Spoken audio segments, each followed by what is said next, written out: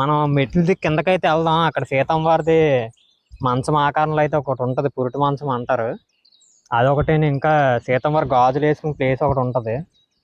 ఇంకా పాండవులది చిన్న చిన్న ఇల్లులాగా ఉంటాయి. అది ఫ్రెండ్స్ ఇదిగోండి, ఇక్కడ మనం చూస్తుంది ఇవి పాండవులు నివసించిన ఇల్లులు అనమాట.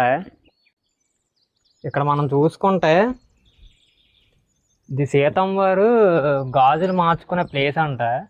అంటే ఒక రకంగా మనం మన భాషలో అనుకుంటే ఇది ఒక డ్రెస్సింగ్ రూమ్ లాగా అనుకోండి. అంటే తప్పుగా అనుకోకండి, మీకు అర్థం అవడానికి అలా చెప్తున్నాను. అదే సీతమ్మ వారు గాజులు మార్చుకునే గది అని దీన్ని అంటున్నారు. ఇక్కడ చాలా రకాల గాజులు కూడా ఉన్నాయి, మీరు అవి కూడా ఇక్కడ చూడొచ్చు. అసలు మనం ఈ ప్లేస్కి రావడానికి ఒక కారణం అయితే ఉంది. అది ఇక్కడ సీతమ్మ వారిది మంచం అని అయితే ఉంటుంది, పురిటి మంచం అంటారు అనమాట. అవి మీకు ఏవైతే కనిపిస్తున్నాయో ఆ మంచం కోళ్ళు అని అయితే అంటున్నారు.